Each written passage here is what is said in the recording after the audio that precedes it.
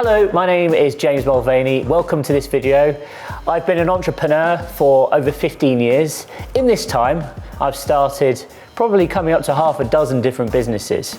Some have been very successful, some have not been very successful. And what I want to do in this video is address the 6 most common fears that people have when they're starting a business.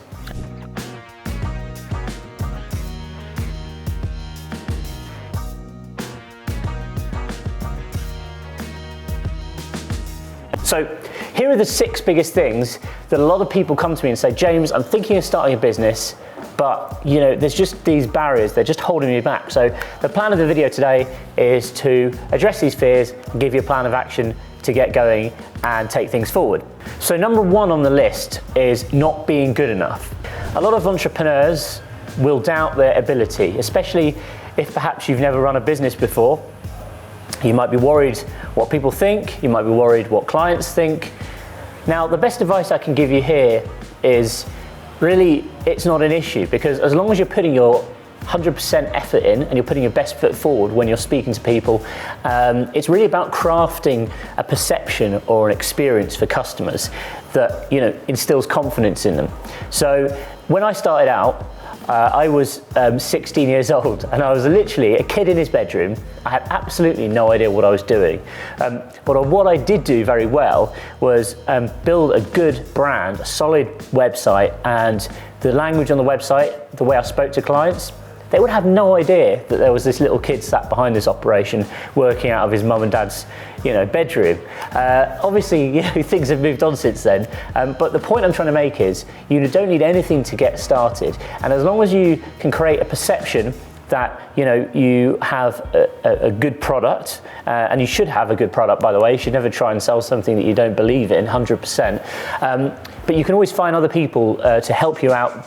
Actually, when I got started, I was going into the kind of web hosting and streaming media world. This was back in 2004, which sounds like a really long time ago now. And I didn't know anything about how to set up servers. I didn't really know how to code websites very well. I had some good Photoshop skills, but that was about it. So what I did was I went out and found someone online who kind of knew a lot about this stuff, and kind of negotiated an agreement with him where I wouldn't pay him until he'd done the work and that kind of stuff. So there's always ways to circumvent problems. Perhaps if you don't think you're good enough, go and find people who are. So that's my first bit of advice for you. So secondly, the next biggest fear that people have when they come to start a business is of the competition. Now, why people are scared of the competition, I don't quite understand, because actually if there's some competition in a marketplace, it can be a good thing, because number 1, it proves that there's demand there. It proves that there is actually a business opportunity. Number 2, quite often competition can be a good thing, because a lot of the competitors probably have been around for some time. They might not actually be that good, and they might be complacent. So if you can go in and sort of pull the rug from under their feet and snap up some of their customers by doing something different and actually doing something better than what they're doing, it can be a good opportunity. And also I think the other thing with competition is it can be healthy, because it can keep you on your toes. It can keep you moving forward and making sure that you're trying to deliver the best possible results to your customers that you can. So that's my perspective on competition. As I say, the main thing is if there's competition there, it proves that there's market, it proves that there's money to be made. Okay, so next up, what happens if I fail? This is a question that so many entrepreneurs have. I still get caught up about this sometimes, but ultimately, failing can be a great thing. And I know that it sounds kind of a bit weird, maybe sort of slightly unnatural. I don't want to fail at something, I want the success. However, sometimes when you try something and fail, it can teach you a lot of valuable lessons. Especially in business, if you fail quickly, sometimes it can save you a lot of time and money. Like let's say that you're thinking about bringing a new product to market, or you're thinking about entering a new market. Well, sometimes failure can be the best thing, because it can prove that actually you're just wasting your time there. And also valuable lessons are learned along the way. So I think most successful entrepreneurs, you'll find that they've had a few successes, but they have had a lot of failures. It's quite a common trait if you're starting businesses, and obviously there is this big statistic that most businesses fail within the first couple of years. So ultimately, yes, it's something that doesn't sound that appealing at first glance. There are positives that you can draw from it, but really it's just the nature of the beast. So the other thing, when you're getting started, a lot of people are scared of the overwhelm, and this is basically when you first start in business, especially if you're starting out on your own, which is what I did. You are, the sales guy, the marketing guy, the customer support guy, or girl, and you might be doing computer programming, which is what I was doing, like learning on the job basically. Also how to build websites and operations, everything, the finance, the accounting, all of this stuff you need to take into consideration when you're starting out and starting a business. And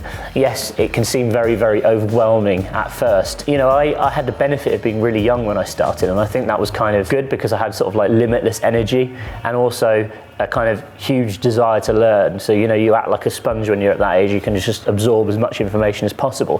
However, there were a few things from the get-go that I decided I didn't want to do. So the first thing I did was went and found a good accountant, for example, because I knew that I wasn't really interested in learning how to prepare my own books and prepare my own accounts. As I mentioned earlier in this video, I wasn't particularly technical when I started out. So what I went and did was I found someone who knew about the techie stuff, who was kind of almost like a partner. He was actually based on the other side of the world in Australia, right? So I said to him, we'll give you a share of what we do, and we'll work together. And of course, it sort of alleviated some of that initial overwhelm of the process. So as I say, going out and finding people who you can rely on, I think can be really, really valuable, and sort of building the A team around you, if you like. It's important to at least make the connections, even if you don't necessarily hire them. You make the connections, so then say, in 6 months' time, your business is starting to do well and it's time to think about preparing your first year's worth of accounts. Well, you know which accountant you're going to use. So it's one less job to do. I've always been a big believer in making a good work-life balance. Now, whether that's just setting yourself strict working hours, it's tempting when you start a business just to work on it all hours of the day. And indeed, I used to be very guilty of this. Sometimes I was at university, I'd be getting home 2 o'clock in the morning from a night out, and I'd be literally sat on my computer doing work. Or, I'd be, working till 11 p.m. at night. I think that's fine. And I think to some extent, you have to put the hours in, you have to put in some hard work. You've got to work smart though, as well as hard. Just working hard doesn't necessarily achieve results. I think working smart is very, very important too. Especially if you say have a family. I think it's just about setting some clear boundaries from the outset.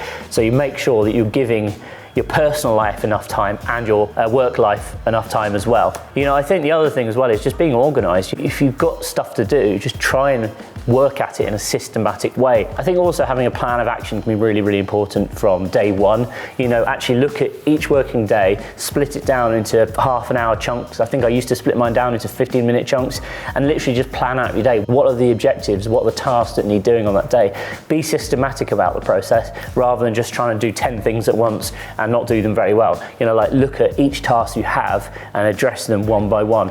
And being systematic about things is really, really helpful because it gives you a clear plan and it can ultimately prevent you just from that overwhelm factor and sort of being burnt out very quickly. Finally, number 6 is the fear of the unknown. A lot of people don't like to jump into something that they don't know what the outcome is going to be. And it's very hard to predict the outcome of a business idea or a market when you're entering it. You can do all of the market research in the world. You can write the biggest business plan ever. And by the way, I've never spent hours and hours and hours working on a business plan. I've come up with, sort of brief documents for things like finance purposes, etc. But I've never crafted one of these 60-page dossiers on how I'm going to run my business. I just don't think there's any point. I think as long as you've got a rough plan of action, and you can start breaking down individual tasks into actionable points, and you have to have a little bit of a plan. But God, I see so many entrepreneurs who are just writing this big business plan, and then when it doesn't go to plan, they kind of freak out and they're not sure exactly what to do. So I think one of the most important things to do is know what you're doing, but ultimately be prepared for things not to go the way that you anticipate, because ultimately that is what happens when you run a business. That's what happens when you are an entrepreneur. You have to be excellent at problem solving. So I think the fear of the unknown for some people, probably me included, is kind of exciting because actually, something doesn't go to plan or something doesn't go according to your 60-page document, then shit, you've got to suddenly think about what to do and how to fix it. So I think that's part of the fun of being in business. However, you have to be prepared for it, and ultimately, You know, you can spend all the time in the world preparing for something and it might not go to plan. So I think that's the best advice I can give in terms of the fear of the unknown. But ultimately, you know, the unknown is fun. I think, you know, because that's part of the spontaneity of being a business is you can try different ideas and, you know, you can craft your own destiny ultimately, as cheesy as that sounds. So ultimately, to round up this video, you know, I think the best advice really is just to get on with it and just really get to work. Ultimately, you can think about things until the cows come home, as they say, but just actually taking action really stands for a lot. And again, you've probably heard this time and time again, but it really is true. Just get out there and do something. Hey, before you go, let's connect on LinkedIn. I'm always posting interesting content like this over on my LinkedIn channel, and it'd be cool to hang out. So go to jamesm.com/connect, click on LinkedIn, send me a connection request. Once we're connected, send me a message, say you came over from this video, and I'll send you some cool things for free. Sound fair? Well, head to jamesm.com/connect and connect with me on LinkedIn, and I'll see you over there.